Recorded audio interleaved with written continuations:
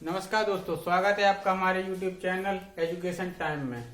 तो कल तक के लेक्चर में अपन हिमालय की नदियों को खत्म कर चुके थे। ठीक, अब हम बात करते हैं प्रायद्वीपीय पठार की नदियों के बारे में।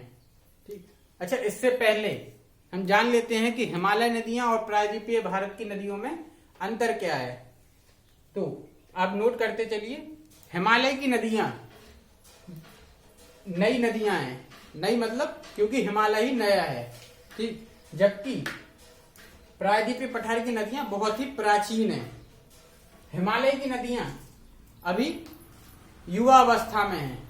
ठीक, युवा अवस्था मतलब वो अपनी घाटी को गहरा कर रही हैं। ठीक है, जबकि प्रायद्वीपीय पठार की नदियां अपनी घाटी को गहरा कर चुकी हैं और आधार तल को प्राप्त कर चुकी हैं। इस वजह से प्रायद्वीपीय पठार की नदियां प्रौढ़ावस्था में हैं। ठीक, हिमालय की नदियों में वर्ष भर पानी रहता है, क्योंकि हिमालय की नदियों के दो स्रोत हैं। पहला तो है वर्षा जल, यहाँ पे वर्षा होती है, और दूसरा है यहाँ पे पाए जाने वाले ग्लेशियर। ठीक, और प्रायद्वीपीय पठार की नदियां वर्षवाहिनी नहीं है। ठीक है, इन्हें सिर्फ वर्षा जल पर ही निर्भर रहना पड़ता है। ठीक, अगला है हिमालय की नदियां पे ग्लेशियर का बनना इस वजह से है क्योंकि हिमालय पे बहुत ऊंची ऊंची चोटियां पाई जाती हैं।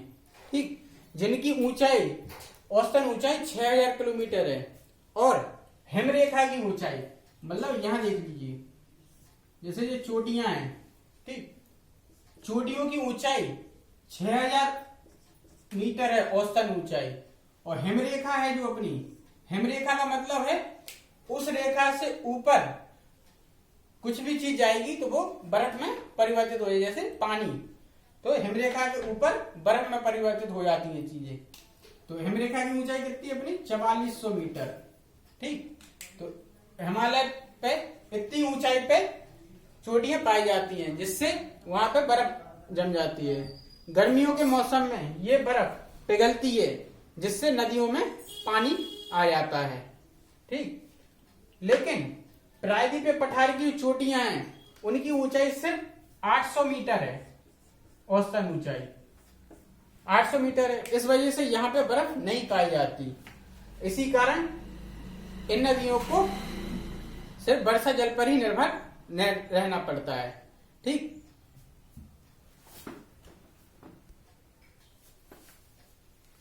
तो आगे बात करते हैं अपन। हिमालय नदियां बहुत ही लंबी हैं। ठीक, मतलब हिमालय नदियों की लंबाई ज्यादा है, जबकि प्रायद्वीपीय पठार की नदियां बहुत छोटी छोटी हैं। इसका कारण यह है क्योंकि हिमालय नदियां का जो उद्गम स्थल है वो उसके मुहाने से बहुत दूर है। ठीक, जैसे आप सिंधु को ले लीजिए, तो सिंधु अपनी मानसरोवर झील से निकलकर पाकिस्तान के पास अरब सागर में गिरती है, तो ये लंबाई ज्यादा हो जाती है।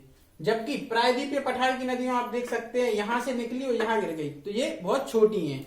ठीक, हिमालय नदियों की सबसे लंबी नदी है अपनी, भारत की सबसे लंबी नदी है अपनी गंगा, जिसकी लंबाई कितनी है अपनी? 2525 किलोमीटर। ठीक है, जबकि प्रायद्वीपीय पठार की सबसे लंबी नदी है अपनी गोदावरी। ठीक है, प्रायद्वीपीय पठार की सबसे लंबी नदी है अपनी गोदावरी, जिसकी लंबाई कितनी है? 1465 किलोमीटर। ठीक, ठीक, अब बात करते हैं अपन प्रायद्वीपीय भारत की नदियों को क्रम की बात करते हैं। तो प्रायद्वीपीय भारत की नदियों को दो भागों में बांटा गया है। पहली है बंगाली खाड़ी में जल गिराने वाली नदियां, और दूसरी है अपनी अरब सागर में जल गिराने वाली नदियां। तो आज अपन बात करेंगे बंगाली खाड़ी में जल गिराने वाली नदियों के बारे में। ठीक, आपको दिख रहा है जी, ये सब बंगाली खाड़ी में जल गिरा रही हैं। ठीक, तो इनका क्रम क्या है?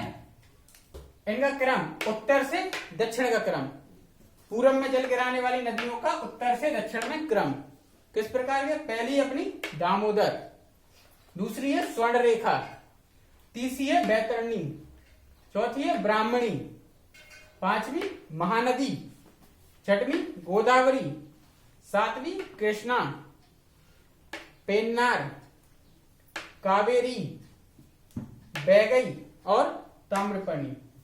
ये नदियां कितनी है अपनी? ये 11 हैं। ठीक है। अच्छा, आपको जो लाल लाल नदियां दिख रही हैं, ये लाल लाल रेखा, ये मुख्य नदी हैं। ठीक है। तथा जो काली रेखाएं दिख रही हैं, ये मुख्य नदी की सहायक नदियां हैं। ठीक। तो अपन बात करते हैं दामोदर नदी से। ठीक। दामोदर नदी छोटा नागपुर के पठार से निकलती है और भ्रंश घाटी में प्रभावित होकर हुगली नदी में मिल जाती है। ठीक। दामोदर नदी ऐसी नदी है जो सीधा अपना जल नहीं गिराती प्रायद्वीप पठार की, जो सीधा बंगाली खाड़ी में जल ना गिराकर पहले अपना जल हुगली नदी में गिराएगी, फिर हुगली नदी आकर बंगाली खाड़ी में गिरती है। ठीक। दूसरी नदी अपनी स्वर्ण रेखा। स्वर्ण रेखा नदी झारखंड की राजधानी रांची के पास से निकलती है। ठीक। क्वेश्चन क्या है? झारखंड की राजधानी से कौन सी नदी निकलती है? तो स्वर्ण रेखा नदी। स्वर्ण रेखा नदी के तट पर जमशेदपुर स्थित है। जमशेदपुर शहर है जो स्वर्ण रेखा नदी के तट पर स्थित है। स्वर्ण रेखा नदी की खास बात यह है कि इसमें कोई भी जीव जंतु नहीं पाए जाते, मतलब जलीय जीव नहीं पाया जाता, जैसे मछली, कछुआ कुछ नहीं पाया जाता, क्योंकि इस क्षेत्र में सबसे ज्यादा कोयले वगैरह की खाने वगैरह स्थित है। इस वजह से इस नदी में सबसे ज्यादा कचरा कूड़ा करकट पाया जाता है। इस कारण यह नदी जैवीय मरुस्थल कहलाती है, जलीय जीव मरुस्थल कहलाती है। ठीक। इसी वजह से यहाँ पे कोई भी जीव जंतु नहीं पाए जाते और यह सबसे गंदी दूषित नदी कहलाती है। ठीक। अब बात करते हैं अपन बैतरणी की। बैतरणी नदी उड़ीसा से निकलती है। ठीक है। कहां से निकलती है? उड़ीसा के क्योजल पठार से। बैतरणी नदी उड़ीसा के क्योजल पठार से निकलती है और उड़ीसा तट पर ही अपना मुहाना बनाती है। उड़ीसा के तट पर अपना मुहाना बनाती है। इसमें इतना ही था। ठीक है। अब है ब्राह्मणी नदी। ब्राह्मणी ये रही। ब्राह्मणी नदी रांची के पठार से निकलती है। ठीक है। रांची के पठार से। ठीक है। ये भी मतलब छोटा नागपुर के पठार के अंतर्गत आता है। ये रांची के पठार से निकलती है और उड़ीसा तट पर अपना मुहाना बनाती है। अब नोट करने वाली बात यह है कि दामोदर, स्वर्णरेखा और ब्राह्मणी ये 3 नदियां छोटा नागपुर के पठार से निकलती हैं, जबकि जो बैतरणी है ये उड़ीसा के क्योजल पठार से निकलती है। ठीक है। अब बात करते हैं अपन महानदी की। महानदी ये छत्तीसगढ़ के, यहां पे है छत्तीसगढ़, ये छत्तीसगढ़ के दंडकारण्य पठार से निकलती है। ठीक है। और उड़ीसा के पास, उड़ीसा के कटक के पास अपना डेल्टा बनाती है। ठीक है। डेल्टा क्या होता है? डेल्टा मतलब कोई नदी आके मुहाने के पास कई भागों में टूट जाए, उस चीज को डेल्टा कहा जाता है। ठीक है। तो कहां से निकलती है? छत्तीसगढ़ के दंडकारण्य पठार से निकलती है और उड़ीसा के कटक के पास अपना मुहाना बनाती है। ठीक है। अब बात करते हैं अपन गोदावरी की। गोदावरी नदी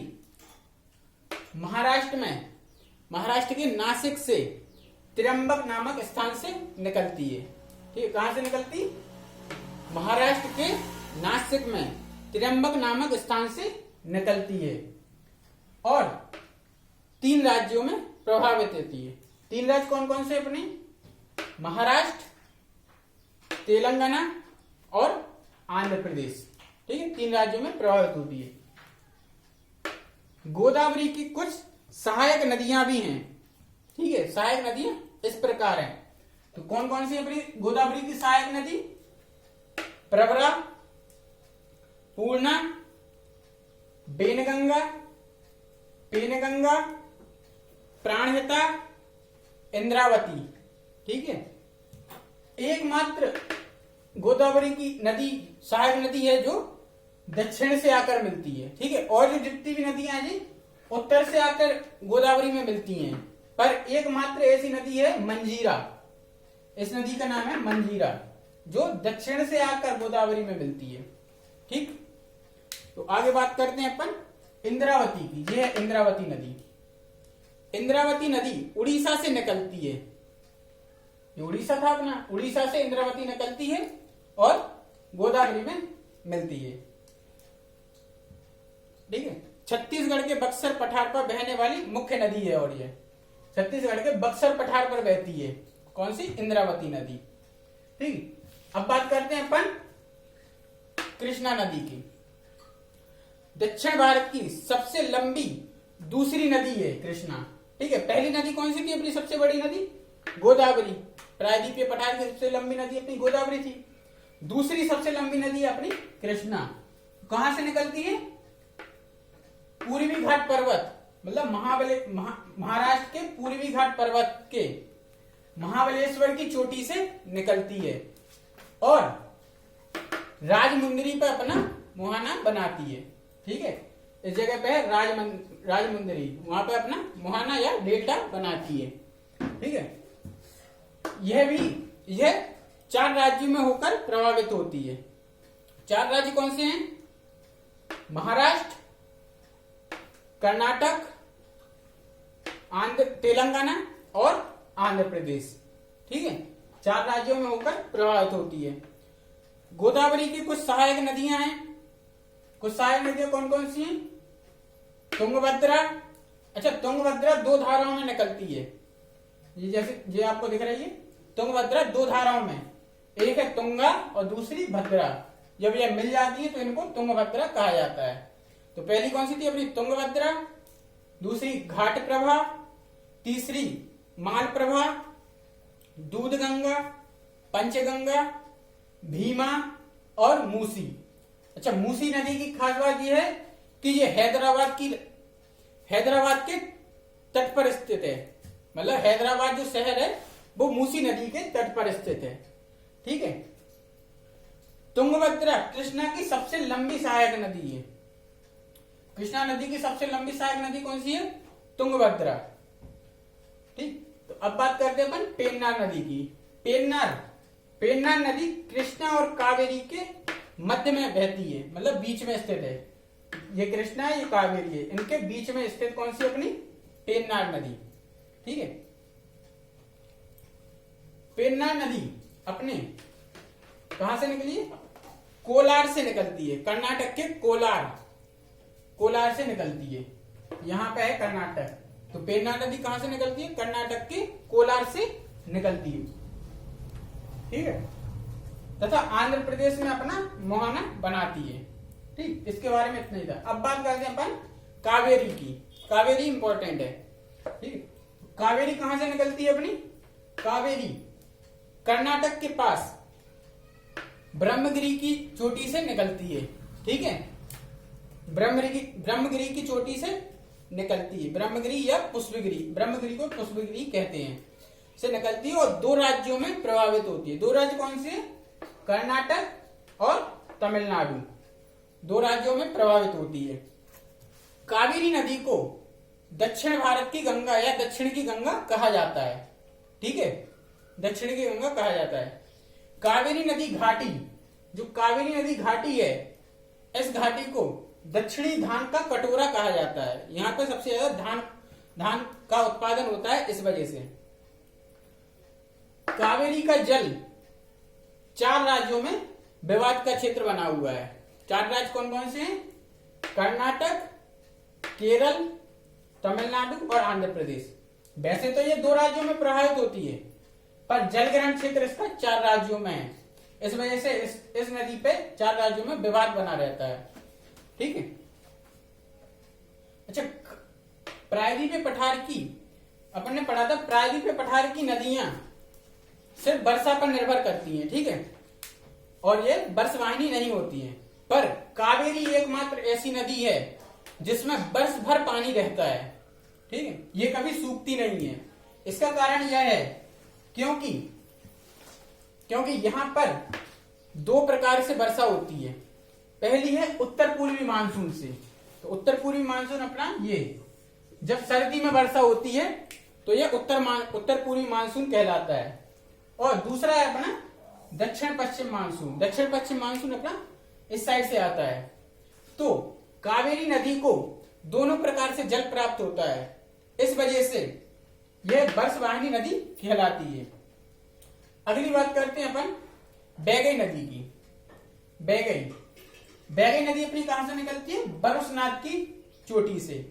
ठीक है, बरुसनाथ की चोटी से निकलती है अपनी बैगई नदी। इसकी सबसे खास बात यह है क्योंकि मदुरई शहर जो तमिलनाडु में है, मदुरई, वो बैगई नदी के तट पर स्थित है। ठीक है, बहुत से लोग इसके कावेरी नदी के तट पर कहते हैं, पर ये गलत है। ये कौन सी नदी के तट पर है? बैगई नदी के तट पर, मदुरई शहर। ठीक है, यह रामेश्वरम के पास अपना मुहाना बनाती है। ये आपको ये नौक दिख रही है, यह रामेश्वरम के पास बैगई नदी अपना मुहाना बनाती है।